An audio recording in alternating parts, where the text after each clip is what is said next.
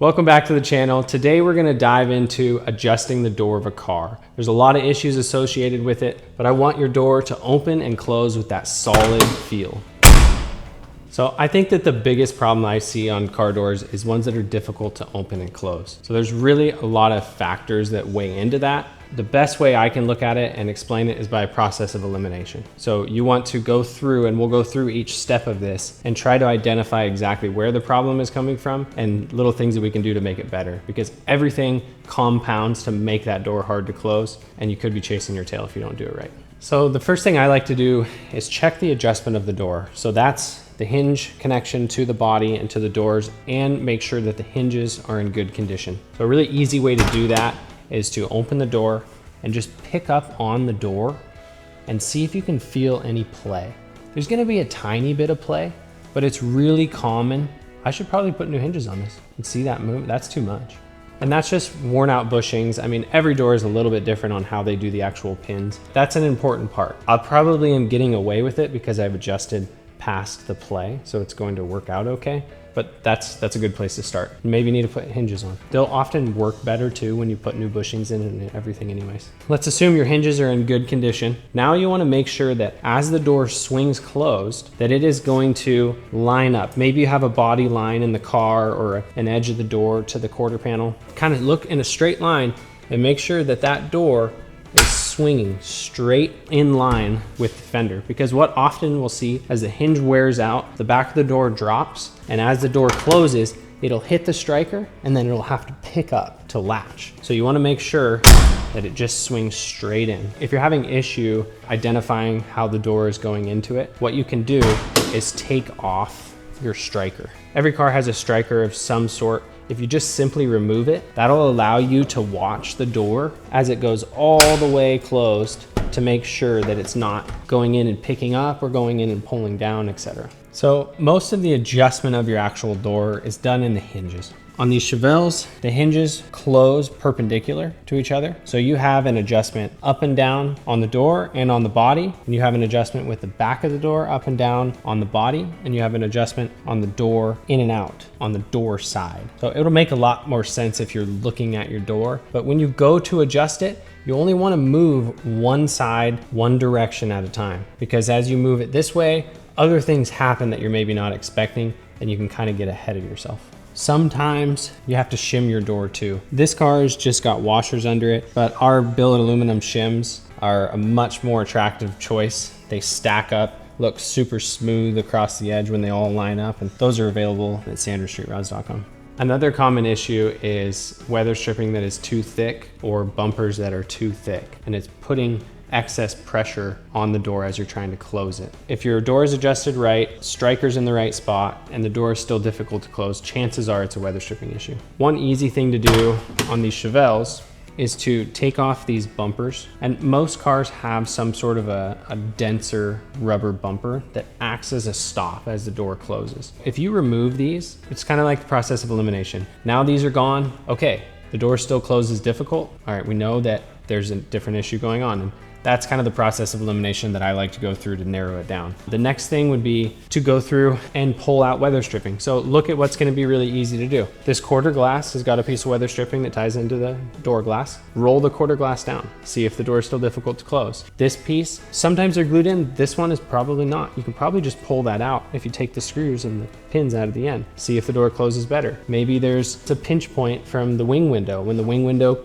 comes in and puts a bunch of pressure right here, I see that is really common. Eliminate that weather stripping. Now it closes better. Okay, so now we kind of know where to work from there. There's weather stripping all the way around the door, and the same goes for that. Let's say you've identified, okay, the door weather stripping is creating an issue, and it's brand new weather stripping. I just put it on. I don't know what's wrong. Sometimes you got to just try a different brand. It's really hit or miss. I can tell you every builder that I know fights weather stripping, so it's not uncommon. It's not something necessarily that you did. Most of these are hollow. Sometimes they do them solid. Oftentimes I'll see this is hollow through here, and then as we get into the end, it becomes solid as it's more of a molded part. Sometimes these are so hard that just this area creates an issue, and we'll take it over to the belt sander or hand sand and basically thin this rubber down in certain areas, and that'll correct it. There's really nothing else I can tell you about weather stripping other than you got to remove it, try to identify where it is, and see if you can remove material, try a different product, whatever it may be. Starting with that door adjustment is definitely important because let's say this door is sitting a little bit too low.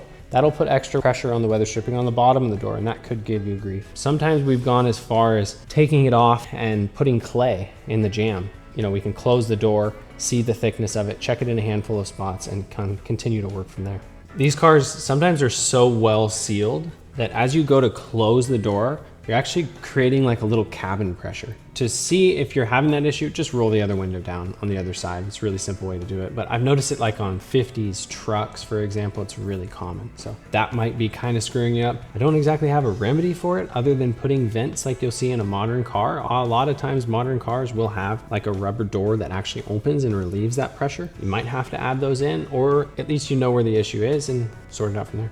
So another area kind of related to weather stripping is making sure your door glass and your wing window are adjusted correctly. I think that the cars that don't have wing windows and are just a raw piece of glass that comes up out of the door are the most difficult to adjust. That's a real common spot where, say the glass is angled incorrectly. So as it's closing, if it hits here super early and then has to kind of flare up, all that pressure to flex the tracks for the window or move the glass or whatever it is just translates to difficulty in opening and closing the door. So as you're working through kind of your process of elimination, just roll the glass down. If you can get it to open and close with the glass down, and it works really well, but when it's up, it's an issue, then there you go. So you'll be popping your door panel off. All original door glass has lots of adjustment in it. That is a whole trick in itself, but there is built-in adjustment from the factory. So chances are you'll be able to remedy some of those issues. Kind of the final component to this is making sure that your latch, your door handle, your lock and everything is working correctly. First off, make sure they're all lubricated well. That can really cause a lot of issues. And then secondly, I like to take a screwdriver or something and just make sure that the latch, you should be able to do these with your hand. You know, if you're feeling a bunch of binding and you have an original door latch, maybe it's time for a new one. We've repaired them before, but take that out, clean it really good with brake clean or whatever you can do to get all the old lubrication off of it, re-lubricate it, try to identify the issue because that will compound into creating other problems. The next thing related to the latch, you want to kind of look for any like scrub marks, anything that's been really going metal on metal or anything like that. It's really common for the striker to stick too far out or be too far back. You can actually see on this door, it's got a shim underneath it. It's got one shim. It's probably from the factory. That's super common because with this head of the striker, it has to fall inside of this latch.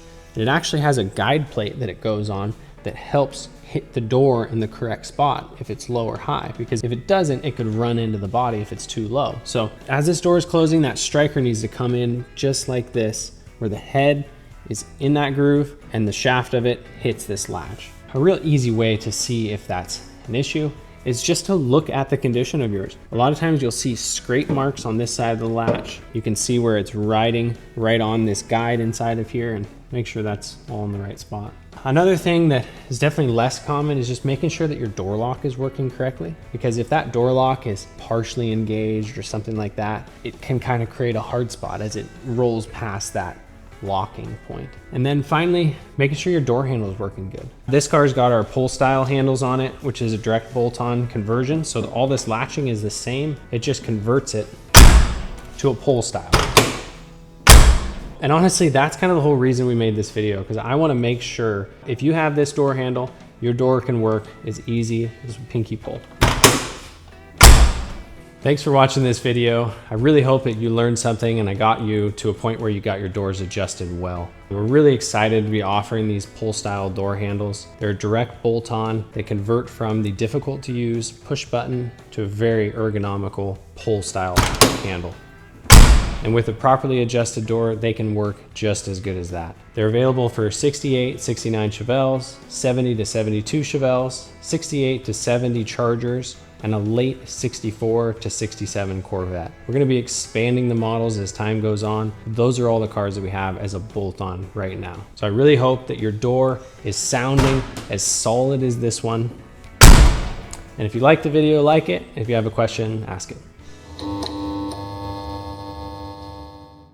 Josh rambles on again. How do you say, you wouldn't believe what a little lube will do without saying that.